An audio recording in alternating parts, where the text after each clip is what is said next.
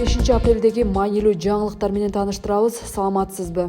4-апрелде Бишкектин Кут конушунда 34 жаштагы аялды өзгөчө мыкаачылык менен өлтүрүүгө шектелип, мурдагы күйөөсү кармалды. Укук коргоочу Назгүл Турдубекова ал маркумду тынымсыз аңдып жүргөнүн билдирди. Анын айтымында шектүү ичип келип аялды сабачу. Аягында ал аялды бир нече жолу бычактап салган. Учурда өзгөчө мыкаачылык менен адам өлтүрүү беренеси менен кылмыш иши козголду. Тиешелүү экспертизалар дайындалып, тергөө уланып атат.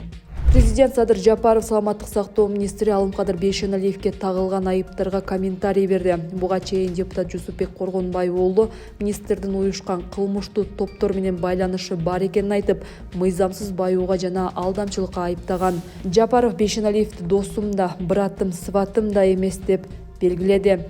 Мен Бейшеналиевди жакшы иштеген, коррупция менен уурулуктарга каршы күрөшүүдө тайманбаган министр болгону үчүн кармап жүрөм. 30 жылдан бери саламаттык сактоо министрлигиндеги уюп калган коррупциялык системаны талкалап жок кыласың, карапайым эл үчүн жакшы шарттарды түзүп бересиң деп шарт койгом. Колунан келишинче аткарып жатат. Ага каршылыктар абдан күч экенин баарыбыз жакшы билебиз. Мен бул эле министрди коргоп аткан жокмун. Коррупцияга каршы күрөшкөн, уурулуктарды токтоткон бардык министрлерди коргойм, деди Жапаров. Ошол эле учурда Жапаров коюлган айыптар тастыкталса, министр жазага тартыларын айтты.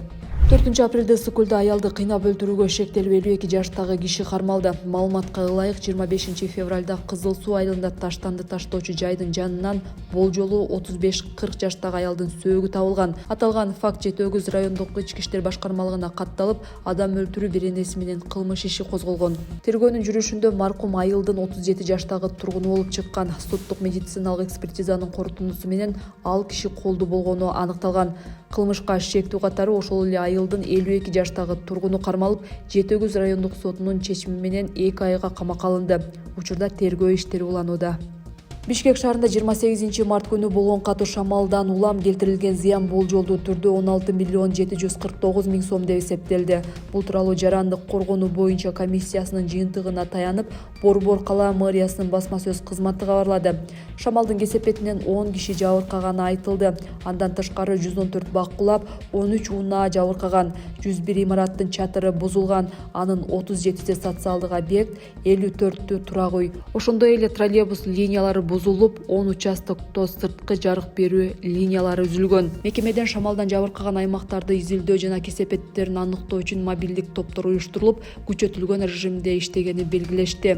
Ал эми табият кырсыгынан улам аймакка киргизилген өзгөчө режим 4-апрель күнү алынды. Коррупция кылганын моюндаган мурдагы бажычы Райымбек Матраимовдон 200 миллион доллардай каражат алынат. Бул тууралуу 5-апрелде УКМКнын төрагасы Камчыбек Ташиев Азаттыктын коррупцияга каршы күрөш тууралуу суроолоруна жооп берип жатып билдирди. Ошондой эле Матраимов жакында эле 16 миллион долларлык мүлкүн өз ыктыяры менен мамлекетке өткөрүп бергенин айтты. Мурда күнү Матраимовдун бир кеңсесин 16 миллион долларга саттык. Азырынча ал өз ыктыяры менен өткөрүп берди. Азыр иштеп жатабыз. Сот органдары жана өз ыктыяры менен биздин эсептегенибиз боюнча 200 миллион доллардын тегерегинде алышыбыз керек. Ал бир нече кишиге кайра сатып жиберди же каттатты делген мүлктөрүн да алабыз. Мунун баары сот органдары аркылуу ишке ашырылат, деди Ташиев. УКМК башчысы учурда Крым Төбөл Камчы Көлбаевдин мүлктөрү боюнча дагы иш жүрүп жатканын кошумчалады. Буга чейин Ташиев соңку 3 жылда коррупцияга каршы күрөштөн жалпы 100 миллиард сомдон ашык акча өндүрүлгөнүн билдирген.